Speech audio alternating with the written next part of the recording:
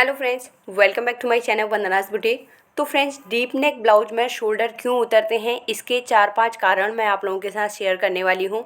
Back part की cutting के साथ साथ मैं आप लोगों को बताऊँगी किन कारणों की वजह से हमारे शोल्डर उतरते हैं। कुछ टाइम से मैं आप लोगों को बस्ट साइज के हिसाब से कटिंग बता रही हूँ, लेकिन आज मैं अपर चेस्ट के हिसाब से आप लोगों को कटिंग बताऊँगी। कुछ एक दो लोगों के कमेंट आए हुए थे कि आप अपर चेस्ट के मेजरमेंट के हिसाब से ही कटिंग बताएं, लेकिन कुछ लोगों की रिक्वेस्ट पहले भी आई थी कि आप बस्ट साइज के हिसाब से कटिंग बताएं। तो इसीलिए मैं कुछ दिनों से आप लोगों को बस्ट साइज के हिसाब से ही कटिंग बता रही थी, क्योंकि सभी लोग अलग अलग तरीके से कटिंग करते हैं तो सभी की हेल्प होनी चाहिए। तो अब मैंने कुछ टाइम पहले से बस्ट साइज के हिसाब से कटिंग बताया था और उससे पहले मैंने अपर चेस्ट के हिसाब से। तो अभी मैं फिर से आप लोगों को अपर चेस्ट के हिसाब से कटिंग बता रही हूँ। आपको जो तरीका ठीक लगे आप उस हिसाब से कटिंग कर सकते हैं। अब हम आज की कटिंग शुरू करेंगे। तो सबसे पहले हम ब्लाउज के बैक पार्ट की कटिंग करेंगे। यहाँ पर मैं 1/2 इंच का मार्जिन छोड़ के एक लाइन ड्रॉ करूँगी। मेजरमेंट साइड में मैं स्क्रीन में लगा रही हूँ। ब्लाउज की लेंथ हमें रखनी है 13.5। इसमें मैं 1.25 इंच ऐड करूँगी, तो 14.75 इंच में हम मार्क करेंगे। यहाँ पे भी हमें 14.75 इंच में मार्क करना है, जिससे कि हमारी शोल्डर वाली लाइन स्ट्रेट आएगी। अब हम इस लाइन को स्ट्रेट करेंगे। 14.5 शोल्डर का मेजरमेंट है, उसका हाफ करके 7.25 इंच में मार्क करेंगे। अब हमें जो बैक की पट्टी रेडी रखनी है वो 3.25 इंच की रखनी है, तो इसमें 1 इंच हम ऐड करेंगे, 4.25 इंच में मार्क करेंगे। क्योंकि हम नेक में भी पाइपिंग अटैच करेंगे तो ऊपर भी हमें मार्जिन रखना पड़ेगा। तो अब यहाँ पे हम नेक का डीप चेक करेंगे, तो 10.25 इंच का नेक डीप हमारा रेडी आएगा और 10.75 इंच में मार्किंग है, तो 1/2 इंच हमारा शोल्डर में दब जाएगा। इस लाइन को भी हमें स्ट्रेट कर लेना है। अब जितना हमारा नेक डीप है उसके हिसाब से हम बैक साइड में शोल्डर में से माइनस करेंगे 1.75 इंच। ये हम हाफ ऑफ शोल्डर में से माइनस कर रहे हैं। अगर आपको फुल शोल्डर में से माइनस करना है तो 3.5 इंच माइनस करना है। तो यहाँ पे अभी हमारा माइनस करने के बाद 5.5 इंच का शोल्डर बच गया। अब नीचे हमें आर्मोल की लेंथ के हिसाब से मार्किंग करना है, तो जितना हमारा माइनस किया हुआ शोल्डर है उसमें 1/2 इंच और प्लस करेंगे, तो 6 इंच में हम यहाँ पे मार्क करेंगे। आज मैं डिटेल में आप लोगों को मार्किंग नहीं बता पाऊँगी, क्योंकि शोल्डर क्यों उतरते हैं आज उनके कारण मुझे आप लोगों को बताने हैं। अब हमें आर्मोल डाउन करना है, तो मैं फॉर्मूले के हिसाब से ही आप लोगों को आर्मोल डाउन करना बताऊंगी, लेकिन कुछ लोग एक आइडिया से मार्किंग कर लेते हैं 5.5, 6 इंच, 6.5, 7 इंच, ऐसे आइडिया के हिसाब से मार्किंग करते हैं। तो वो आइडिया के हिसाब से कई बार बहुत सारे लोगों को बराबर तरीके से बैठ जाता है, कुछ लोगों को सही तरीके से आर्मोल बैठ नहीं पाता है, या तो टाइट हो जाता है या तो लूज हो जाता है।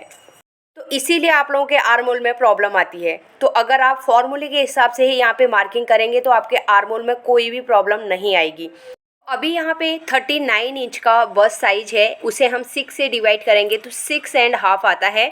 तो मैं यहाँ पे 6.5 इंच में मार्क करूँगी। कई बार हम लोग डीप नेक में 1/2 इंच ऐड भी करते हैं, वो हमारे आर्मोल के मेजरमेंट के ऊपर डिपेंड करता है कि हमारा आर्मोल का मेजरमेंट कितना है। अगर हमारा बस्ट साइज कम रहता है और आर्मोल का मेजरमेंट ज़्यादा आता है, तो जब हम बस्ट को डिवाइड करेंगे 6 से तो मेजरमेंट भी कम आएगा, और कम आएगा और हमारा आर्मोल का मेजरमेंट ऑलरेडी ज़्यादा है तो फिर हमें उसमें प्लस करना पड़ेगा। तब हमें 1/2 इंच, 0.75 इंच या 1 इंच इस हिसाब से हम ऐड करते हैं। लेकिन डीप नेक में बहुत ज़्यादा ऐड नहीं होता है, ज़्यादा से ज़्यादा 1/2 इंच तक ऐड होता है।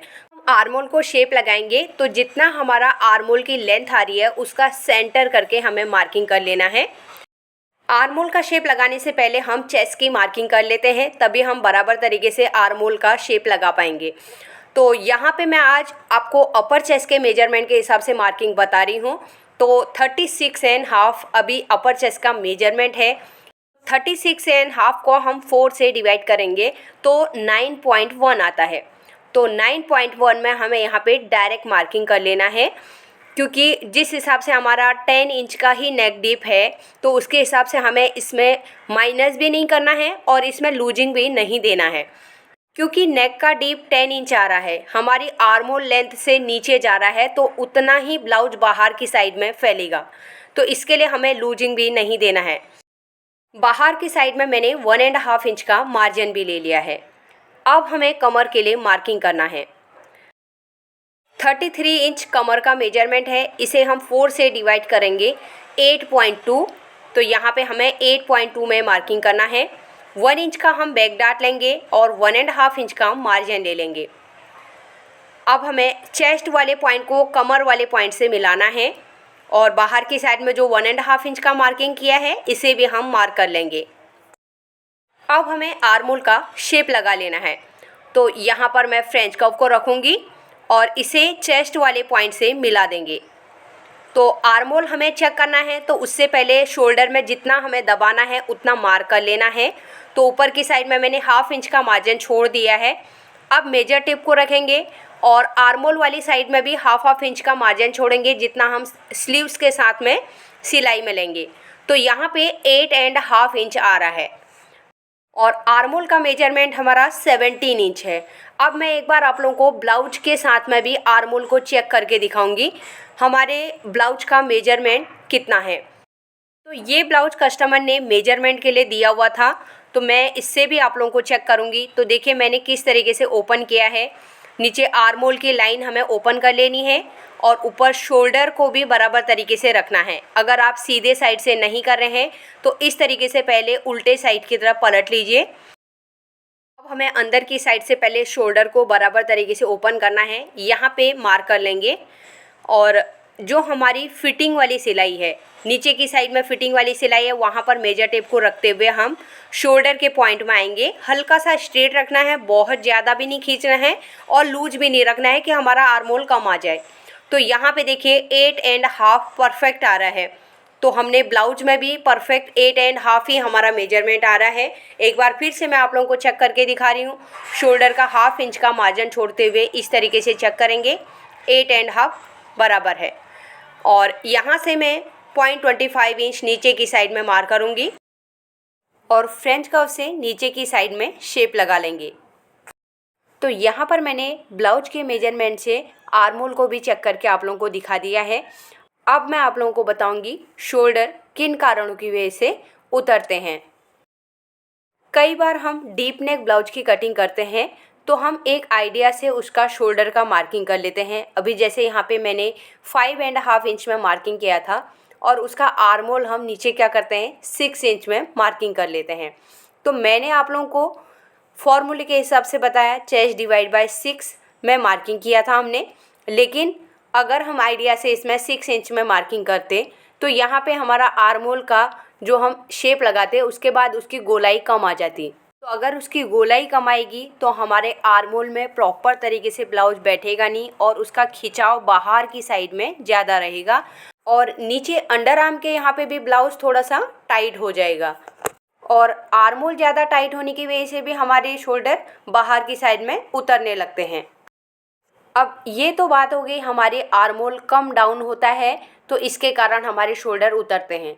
अब दूसरा कारण है आर्मोल को ज़्यादा हम डाउन कर देंगे तब भी हमारे शोल्डर प्रॉपर तरीके से बैठते नहीं हैं, फिर पूरा कंधा छोड़ने लगते हैं, पूरा शोल्डर लूज हो जाता है और अपने आप बाहर की साइड में उतरने लगते हैं।